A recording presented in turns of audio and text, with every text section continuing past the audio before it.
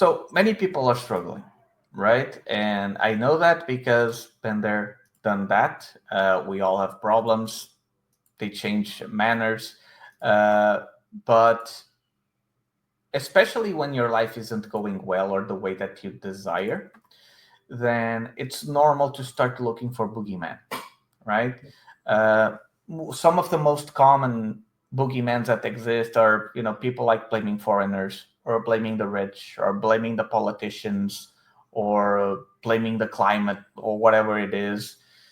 The other guy in Germany blamed an entire religion for it, and he did what he did, right? Yeah. So there will always be a scapegoat. And when people are not happy about something, whether it's valid or not, they're always going to look for something to be upset about. Again, real estate agents, because there is the perception that they make a lot of money, and also in many cases, there's also the perception that they do that without really adding value.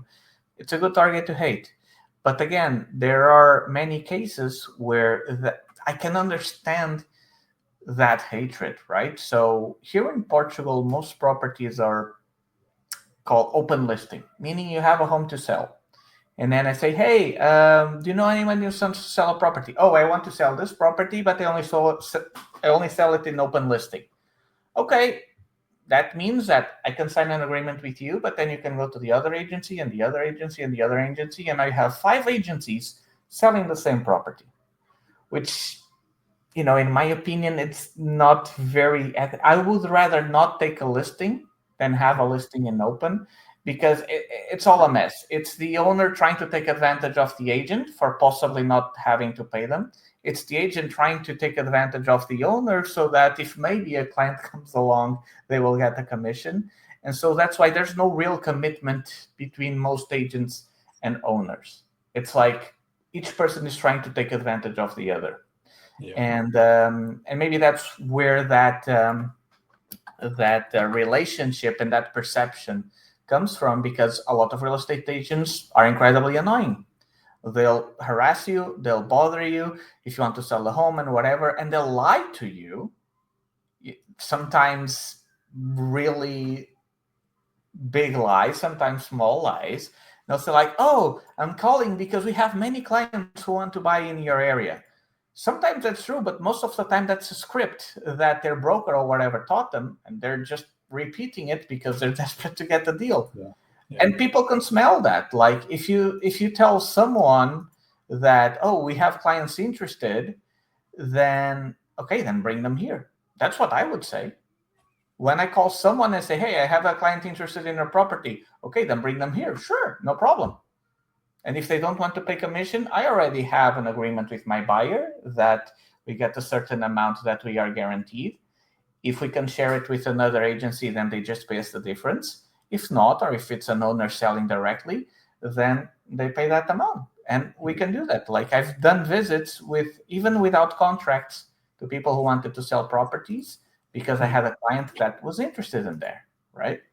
What are your thoughts? Sorry to cut you off. What are your thoughts? Because it's something that we are discussing now, or we are going that direction. What are your thoughts on auctions? Because one thing that's very common in Ireland, let's say there is an apartment or a house for sale, and asking price is, I don't know, 500,000.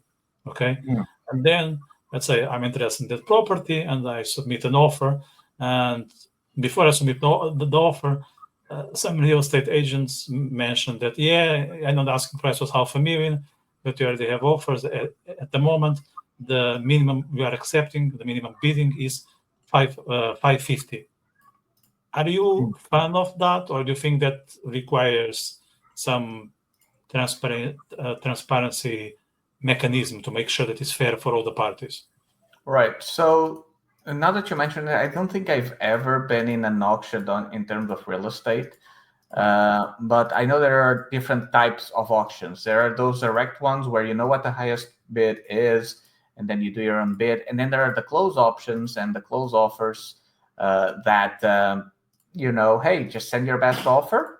And then whoever ends up with the highest one that you don't know what it is gets to take the home. So on that on that stance and that situation, I would say it kind of depends a lot on what the situations are. Okay. So what do I mean by that? I tend to be kind of more pragmatic in a way when it comes to decision making. And even when I'm working with clients, I tell them as well, look, my deal here is two main things when I'm working, for example, with a buyer to help them negotiate. One is that they get the best deal possible. And two, that a deal is possible. What do I mean by this? So let's say that there is a property on the market that's maybe worth 200,000. Let's say that's the fair market value. Okay. But the seller will only sell it for 250,000, any less, and they will not sell it and take it off the market, period. Then I'll let my client know, hey, look, I mean, according to my study, this property is only worth 200. But it's the only property on this area. It has this characteristic. It has this that you want. It has this that you need. Do you want to overpay for a property, or do you want to keep looking? And then it's the buyer's decision. So if I were in a position where I was having to maybe auction on a property that I didn't know what the highest bid was, what I would do is, first of all, I would think and do the math.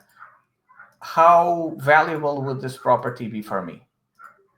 Is this something that I want, that I need? Would I be renting this out? Would I be fix and flipping it? Would I be living here? Would this be a house for my parents?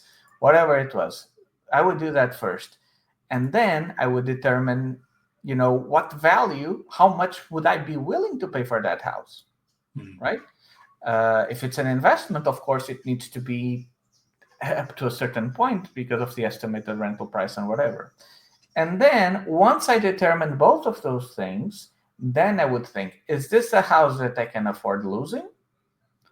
Or is this a house that would be nice to have if I can get it for this amount? I would say if it's a house that it would be nice to have if I can get it for this amount, then I will do a decent offer and see if that would work. If it didn't work, that's fine. If I didn't pay any more for that, it didn't go through, whatever. I didn't lose money, no regrets. But if it's something that I really want, I'll probably go towards my top price and do that as the offer. If it doesn't get accepted, then it was probably too expensive for what I was looking for.